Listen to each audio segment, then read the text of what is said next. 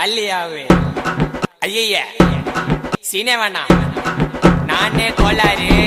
ஐயோ பள்ளி சாமா ரேம்பு சாமா விதவிதமா பொருளி தொண்டையில தான் குத்துனாக்கா வராதுடா குரலி. டேய் கோயந்து அப்படியே வெட்டுறா.